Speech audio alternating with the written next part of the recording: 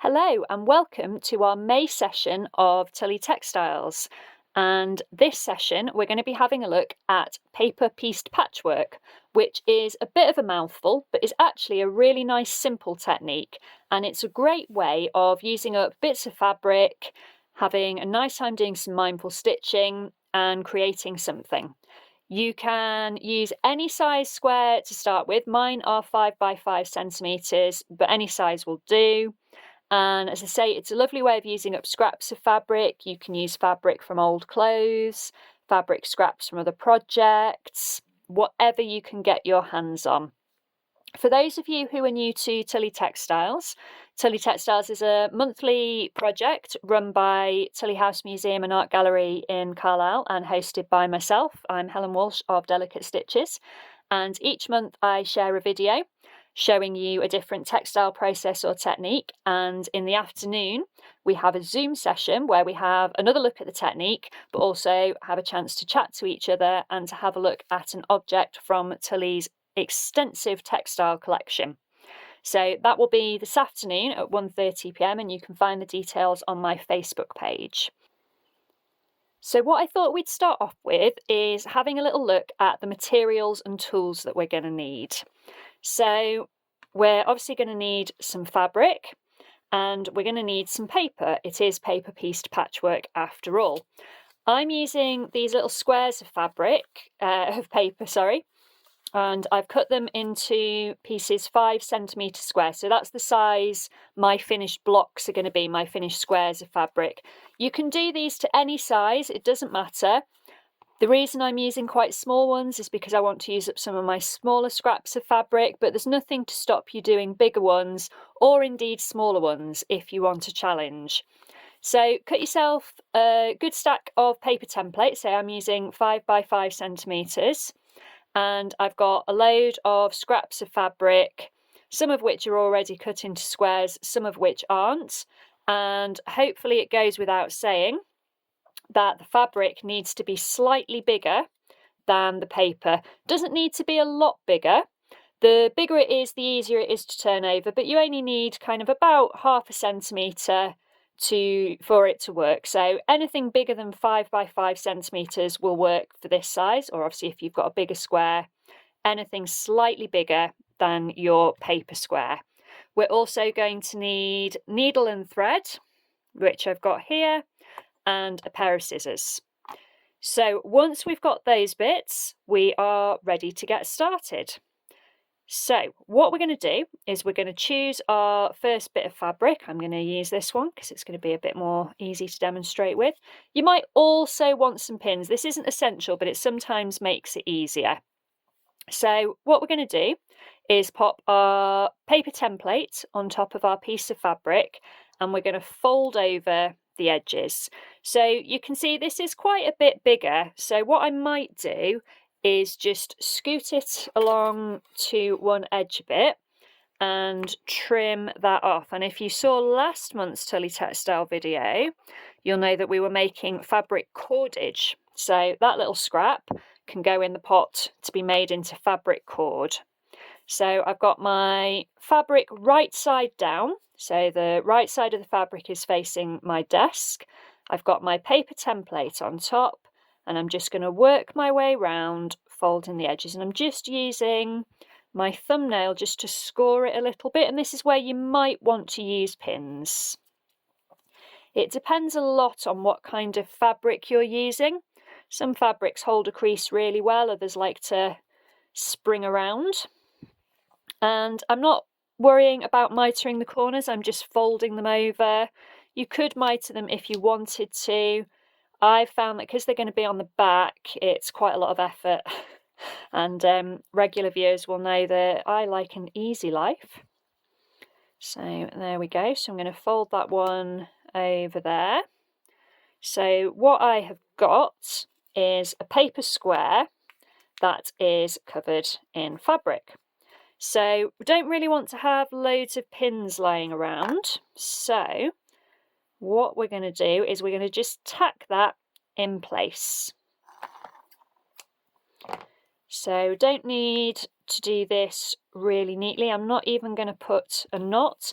these tacking stitches are going to come out, so don't worry too much about getting them really neat. And what I'm basically aiming for is to get enough stitches in to hold these folded edges over, so that when I take the pins out, I will still have a piece of paper with folded fabric over. So just tuck those folded ends over.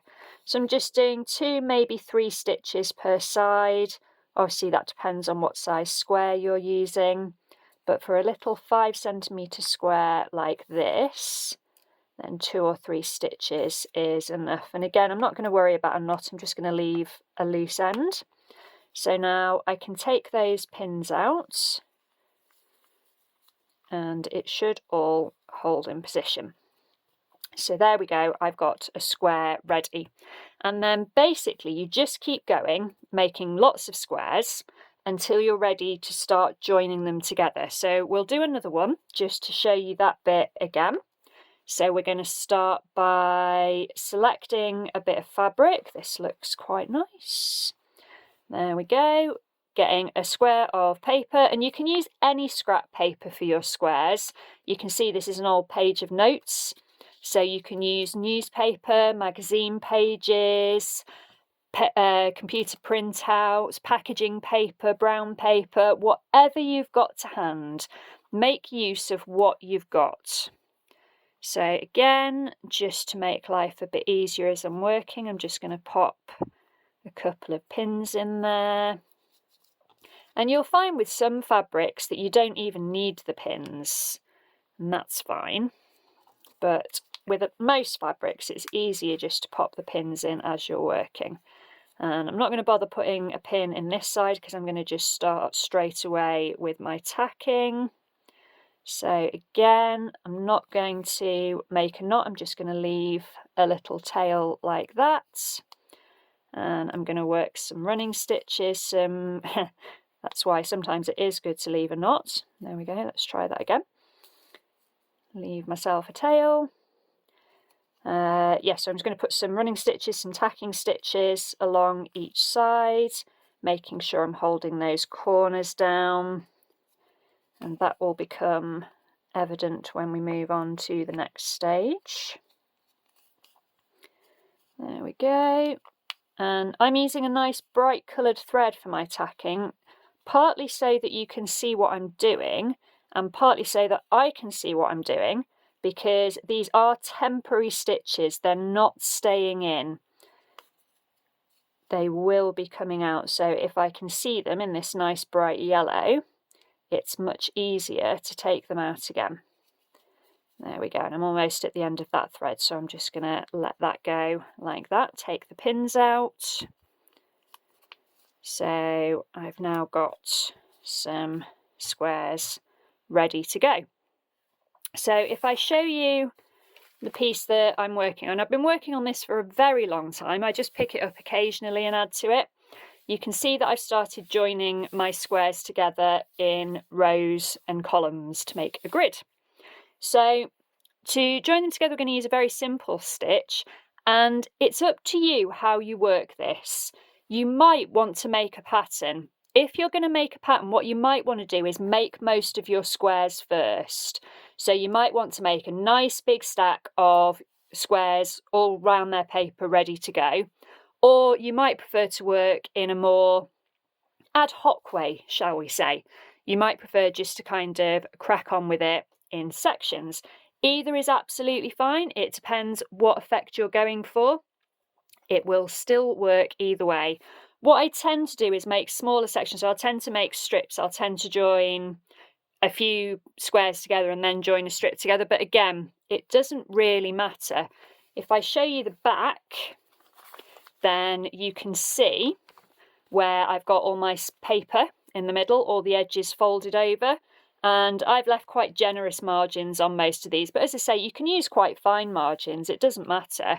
It's just a bit easier with a wider hem to turn over. To join the strips together, we're going to use just a little whip stitch, a little overcast stitch.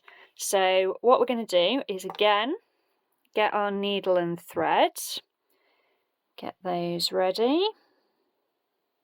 And I'm just using an ordinary sewing thread. Now again, I'm using a bright colour so that hopefully it will show up nicely as I'm working.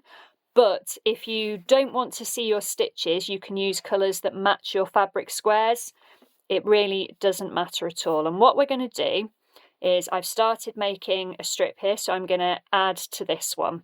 So I'm going to add this one in next. So I'm going to put right sides to right sides. So the right side of each patch is facing each other. And we're going to stitch along the top of here. And so we're going to use a little overcast stitch. So what I'm going to do is just go through both patches there, leave myself a little tail, and I'm just going to go into the same spot 2 or 3 times just to secure my thread, like that. So my thread's now ready to go. And what we're aiming to do is just to pick up a couple of threads really from each patch. So I'm not trying to go through loads of the patch because that will show on the other side. What I'm trying to do is just pick up a couple of threads of each fabric. Okay, give the camera a chance to focus. It is quite difficult to see almost. Come on. This would be a bit of a weird place to tune in. You're just going to see me randomly waving a bit of fabric around. I'll move that out of the way. Does that help? Okay, we're better off down here actually. So all I'm doing is I'm just picking up a couple of threads from the edge of each fabric, and I'm catching in those folded corners as I go to make these little stitches. And I am making little stitches. These are only 1 millimetre or 2 apart, and each stitch is getting a couple of threads of each fabric of each square and holding it together. So it's going over the top, hence the name overcast stitching. And now that I've done a few, you can hopefully see how those are showing up. There we go. So you can see those little stitches over the top. And if I open it out, then if you've done them nice and small, you can't really see the stitches there, which is what we're aiming for. But again, if your stitches are a bit bigger, then just use a colour that matches your fabrics better and it won't hold. So this is where kind of the mindful stitching bit comes in. I'm just going to work our way along. And I like to work I tend to kind of work in batches. So I'll cut a load of squares, I'll tack a load of squares, so I'll make them up with the paper in the middle, and then I'll sit and sew them together like this. And I find it a really nice, peaceful job to do. It's quite good if you're travelling, if you've got a long journey and you've got nothing to do with your hands. Not if you're driving, obviously, but if you're a passenger, then this is a nice thing to do while you're travelling, or you can do it in front of the TV or in front of a film with the radio on, or just sat quietly, whatever works for you. So I'm just working my way along the edge. So I've got the 2 right sides of the patches together, and I'm just taking a few threads from each fabric until I get to the end. And when I get to the end, like I did at the start, I'm just going to do a few stitches in the same place just to secure it, and then I'm going to trim the threads. So there, I've got another patch joined on. So you can, of course, carry on. What I could have done is I could have added another patch. So I finished there. I could have added another patch on there and just carried on sewing round. As I say, at the moment, I'm working in these strips. So I'm sewing all these edges together, and then I'll have one long seam to join like that. But how you join them is up to you. It depends the pattern you want to make, really. So that's the basic technique, and the fun really happens by choosing different fabrics and putting them together. So have fun. Let me know how you get on, and as always, if you've got any suggestions for future Tullie textile sessions, then do let me know. Pop a comment on the video for me or drop me a message and let me know. But other than that, happy stitching, and I'll see you all next month.